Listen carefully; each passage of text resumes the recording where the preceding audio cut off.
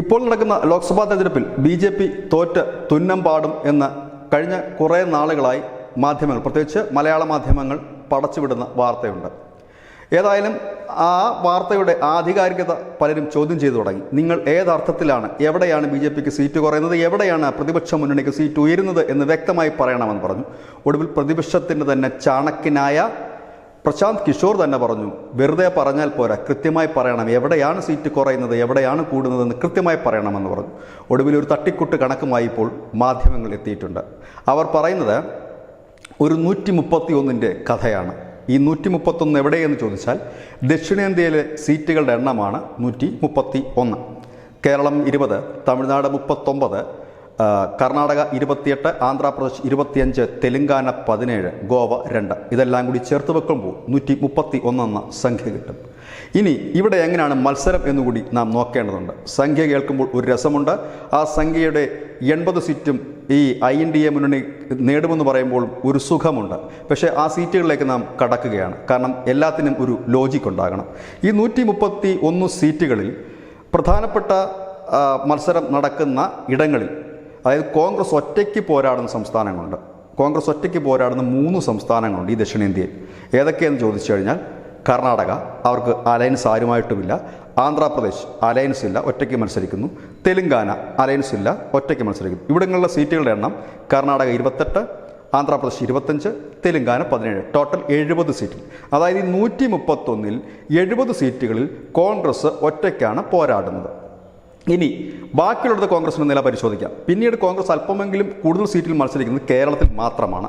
അതായത് കേരളത്തിൽ 20ൽ അവർ മത്സരിക്കുന്ന 15 സീറ്റുകൾ ഒഴിച്ചാൽ ബാക്കി എങ്ങും അവർ കാര്യമായി മത്സരിക്കുന്നില്ല. തമിഴ്നാട്ടിലൊക്കെ അവർ വിരലെണ്ണാവുന്ന സീറ്റുകൾ പോലും മത്സരിക്കുന്നില്ല എന്നുള്ളതാണ് യാഥാർത്ഥ്യം. ഗോവയിൽ പണ്ടേ ഉപ്പുവച്ച കലം പോലെയാണ് പാർട്ടി. അങ്ങനെയൊക്കെ നോക്കുമ്പോൾ ഈ 131ൽ 80 എവിടെ നിന്ന് ലഭിക്കുമെന്ന് ചോദിച്ചാൽ ഇപ്പോൾ ചിലപ്പോൾ ആളുകൾ പറയുമായിരിക്കും കോൺഗ്രസിൻ്റെ അലയൻസും കൂടിയാണ് ഈ സീറ്റുകൾ നേടുന്നത്. ഒരിക്കലും സംഭവിക്കാൻ ഇടയില്ലാത്ത കാര്യം. കർണാടകത്തിൽ ഏറിപ്പോയാൽ 4 സീറ്റ് ലഭിക്കുമായിരിക്കും. ആന്ധ്രയിലേക്ക് എത്തിയാൽ യാതൊരു പ്രതീക്ഷയും കോൺഗ്രസിനുമില്ല.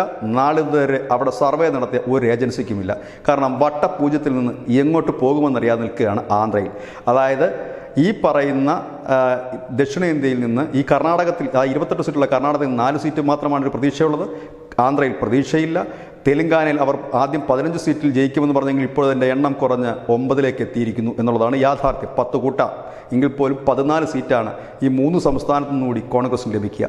കേരളത്തിൽ നിന്ന് 15 സീറ്റ് ലഭിച്ചാൽ പോലും 15 ലഭിക്കില്ല എങ്കിൽ പോലും നമുക്ക് അവരുടെ സീറ്റിൻ്റെ എണ്ണം 30ന് അടുത്ത് എത്തില്ല എന്ന് പറയാം. 29 വരും, നമുക്ക് 30 കൊടുക്കാം. 30 മാത്രമാണ് ലഭിക്കുക.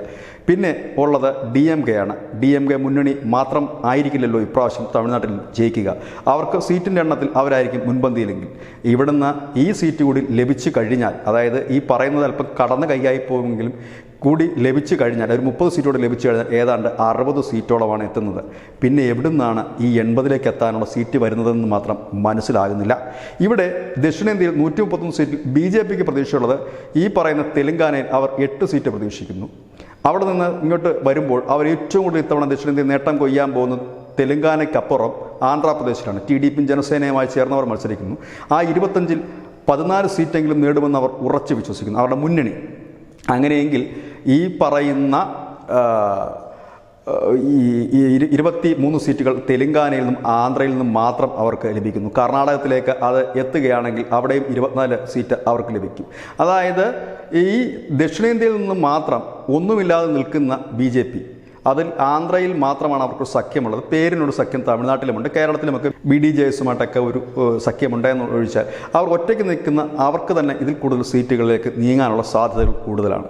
അങ്ങനെയുള്ളപ്പോൾ ഈ 131ൽ കൊണ്ട് എങ്ങനെയാണ് കേന്ദ്രം ഭരിക്കാൻ കഴിയുക എന്ന് മനസ്സിലാകുന്നില്ല. കാരണം 131 ഏതായാലും കോൺഗ്രസിനും സഖ്യകക്ഷികൾക്കും ഈ ദക്ഷിണേന്ത്യൻ സംസ്ഥാനങ്ങൾ ഇത്തവണ നൽകില്ല.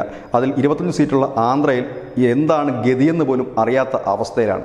BJPയുടെയും സ്ഥിതി അതൊക്കെ തന്നെ ആയിരുന്നുവെങ്കിലും ഇപ്പോൾ അവർ TDPയും ജനസേനയുമായിട്ട് സഖ്യം കൂടിയപ്പോൾ പ്രതീക്ഷ വാനോളമാണ്. ഏതാണ്ട് 4 സീറ്റ് BJPക്ക് തനിച്ച് ലഭിക്കുമെന്നൊക്കെ BJP പറയുന്നുണ്ട്. എങ്കിൽ പോലും അവർ സഖ്യത്തിന് 14 തൊട്ട് 17 വരെയാണ് മിക്ക സർവേകളും പ്രവചിക്കുന്നത്.